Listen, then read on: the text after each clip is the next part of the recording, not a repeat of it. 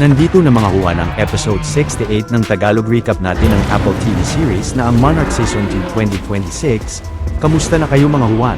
Sa mga hindi pa napapanood ang Tagalog recap natin ng episodes 1 to 5 ay i-click nyo lamang po ang link sa ibaba.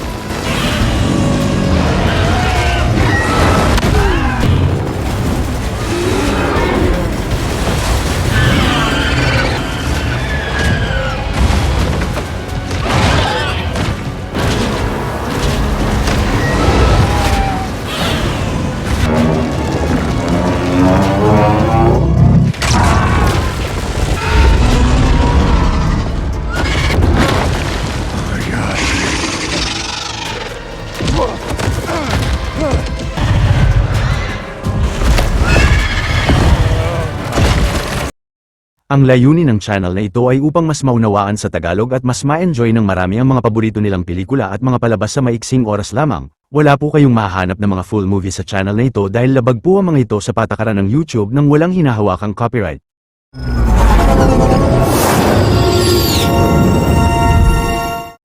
Noong 1958, si Keiko at Billy ay nagtungo sa bagong Monarch headquarter na binigay sa kanila ni General Pocket nang dahil sa mga litrato ng Kai Vilo na nai-report ni Keiko nakaraan. Kalaunan ay lumapit si Lisho sa dalawa na tila walang nangyari sa kanila ni Keiko nakaraan at sinabi niyang nag-request na siya kay General Pocket na ma-assign sa opisina nito upang mabigyan ng mas mataas na posisyon. Agad na tumanggi si Keiko ngunit nasabi ni Lee na yun ang mas makakabuti para sa kanilang tatlo. Pagsapit ng gabi ay dumalaw si Lee sa apartment ng ama niyang si Colonel Shaw at habang umiinom sila ng alak ay naamin niya ritong umalis siya ng Monarch dahil napaibig siya sa katrabaho niya.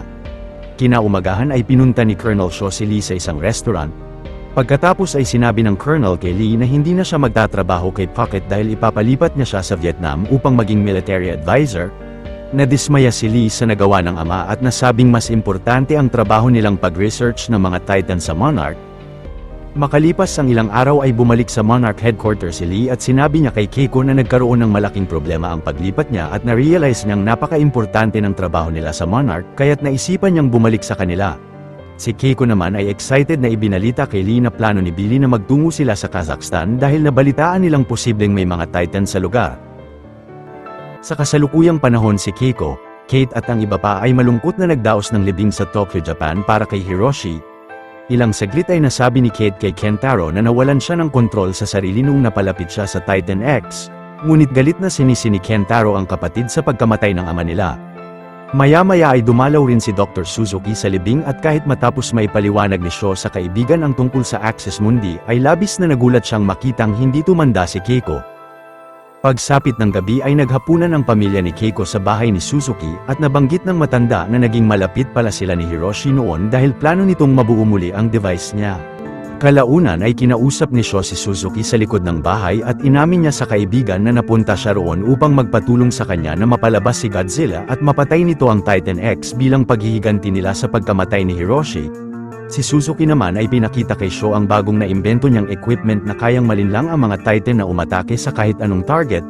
Maliit na pabor lang mga huwan, kung mahilig kayo sa mga ganitong Tagalog recap ay huwag niyong kalimutan na mag-subscribe sa channel natin dahil marami pa tayong upload na mga exciting na recap katulad nito. Samantala si May ay kinamusta si Kentaro sa apartment nila at naisipan ng lalaki na magtungo sila sa bar ni Sota ngunit napansin nila na iba na ang may-ari ng bar.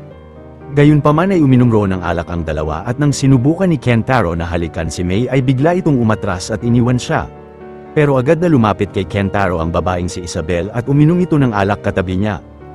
Maya-maya sina Kate ay umupo sa kalapit na ilog ng bahay ni Suzuki at biglang napansin ni Keiko na nagba-vibrate ang tubig sa paligid ng mga paa ng dalaga. Agad na na-realize ni Keiko na posibleng konektado si Kate sa Kai Vilo mula nang napalabas niya ito sa Access Mundi. Ngunit napansin nila sina Shaw at Suzuki na planong subukan ang bagong device upang mapalabas si Godzilla sa Access Mundi at kalabanin nito ang Titan X. Nasabi ni Keiko at Kate na maling ideya ang plano ni Shaw pero nasagot niyang gumagawa lang sila ng paraan upang makasurvive mula sa panganib na dala ng mga Titan. Samantala dahil nalasing na si Isabel sa dami ng nainom na alak ay biglang nasabi ng babae kay Kentaro na alam niyang nakaengkwentro na siya ng mga Titan nakaraan. Labis na nagtaka si Kentaro kung sino nga ba si Isabel at inamin niyang anak siya ni Walter Simmons na ang CEO ng Apex Cybernetics. Nasabi pa ni Isabel na nais niyang makipagtulungan si Kentaro sa kanya. Kinaumagahan ay inayos ni Keiko ang mga lumang equipment ni Suzuki bago niya ito ikonekta kay Kate at sinubukan ng dalaga na ilublob ang buong katawan sa ilog. Agad na nakapag-record si Keiko ng kakaibang frequency sound mula sa Titan X na tila isang kanta o huni. Samantala sina Sho at Suzuki ay narating ang bundok na tinatawag na Hollow Earth Tunnel kung saan noon bumagsak ang kernel mula sa Axis Mundi. Nang sinubukan ni Sho at Suzuki ang bagong equipment niya sa bundok ay biglang lumabas roon ang enerhiya ng rift mula sa Axis Mundi at sa sobrang lakas ay hinihila nito ang kernel. Agad na pinatay ni Suzuki ang equipment niya at naging stable na ang enerhiya, ngunit mula sa radyo ay biglang narinig ni Sho ang mas batang sarili niya na humihingi ng tulong sa kanila noong nasa Axis Mundi pa siya. Noong 1962 kung kailan isinagawa ng Monarch ang Operation Hourglass nila ay aksidenteng na-stranded ang grupo ni Lee Sho sa Axis Mundi. Sa paglipas ng mga araw ay nasawi ang mga kasamahan ni Lee sa pag-atake ng mga Titan at isa-isang inilibing niya sila. Isang araw ay matapos maubos ang supply na pagkain ni Lee ay labis na nanghina siya at biglang nakarinig siya ng boses sa radyo niya. Si Sho naman ay nagtaka kung paano niya nakausap ang sarili noong 1962 at pinaliwanag ni Suzuki na dahil nakuha ng equipment niya ang frequency ng Hourglass Expedition noon.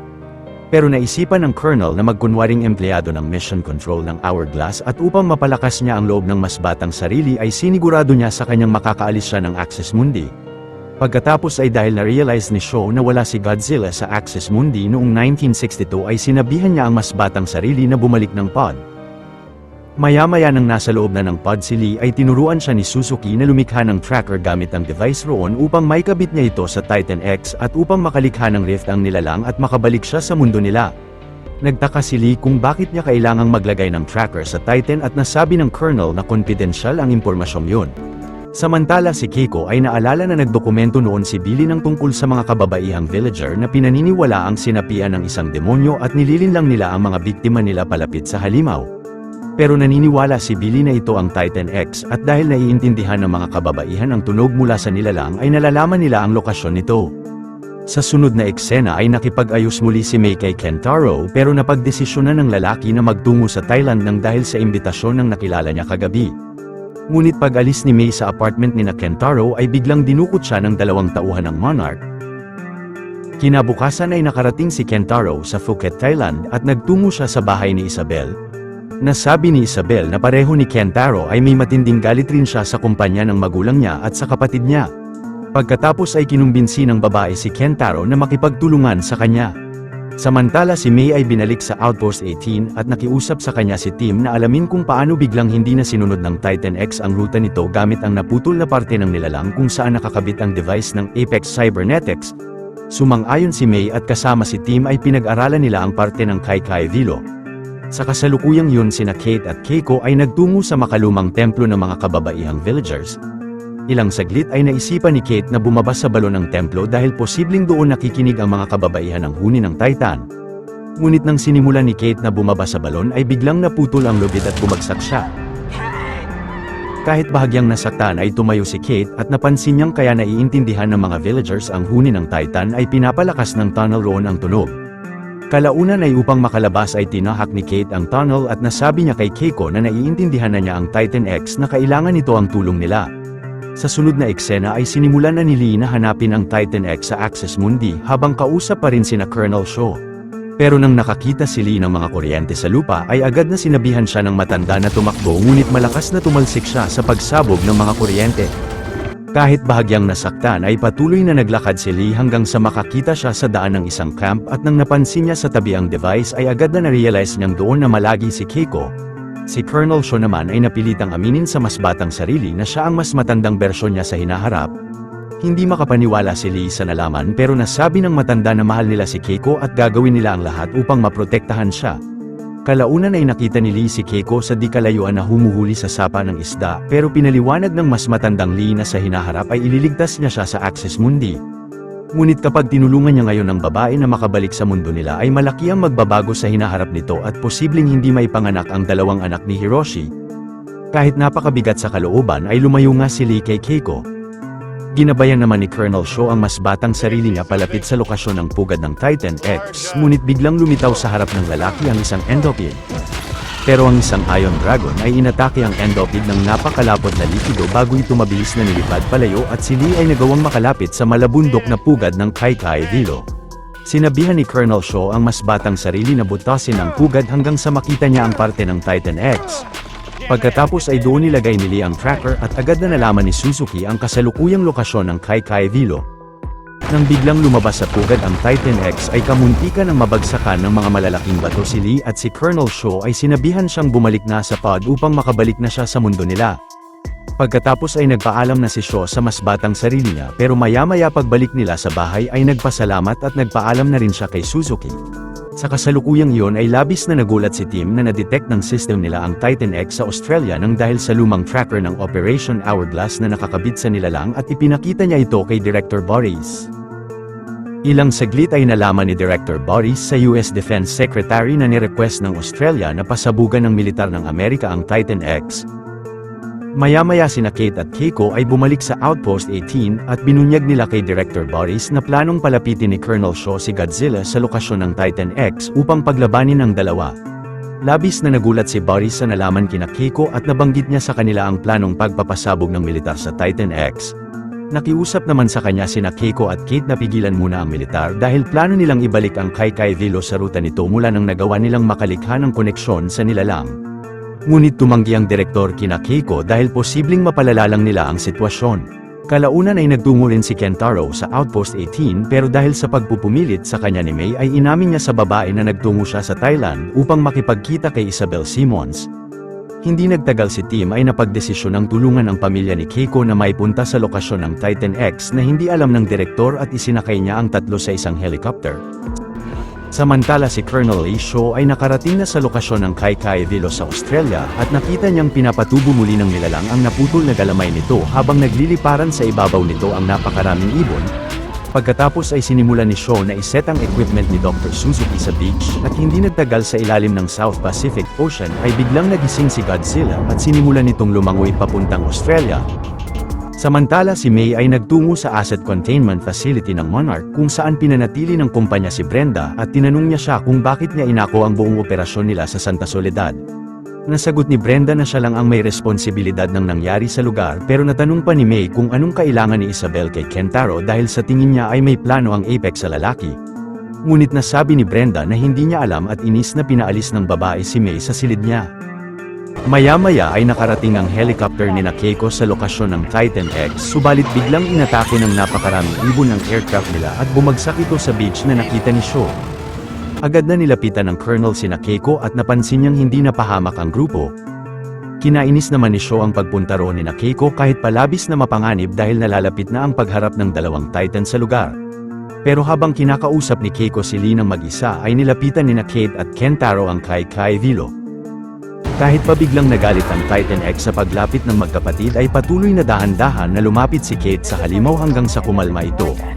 Pagkatapos ay laking gulat ng dalawa nang ipakita ng Titan X ang napakalaking itlog nito at agad na ni-report ni Kentaro kay Isabel ang tungkol sa itlog.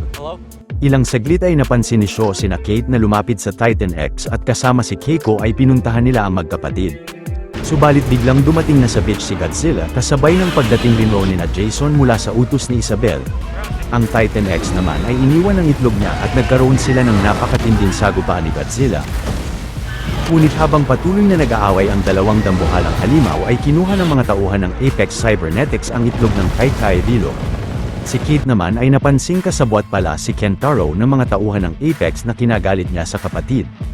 Kalaunan ay nakita ng Titan X ang itlog niya na dala ng grupo at inatake ni Godzilla ang Kai Kai Vilo ng atomic breath nito na kinasawi ni Jason pero agad na lumayo ang nilalang sa beach upang habulin ang helicopter. Dito na nagwawakas ang ating astig na palabas at nasa description ng video ang kasunod. Kung natuwa at nagustuhan nyo ang ating tinampok na pelikula ngayong araw ay maaari nyo rin panuorin ang iba pang mga Tagalog recaps natin sa main page ng ating channel, at syempre huwag nyong kalimutan na mag-like, subscribe at mag-hit ng notification bell dahil marami pa tayong tatampok na exciting na mga pelikula sa mga susunod na linggo. See you on the next one mga Juan.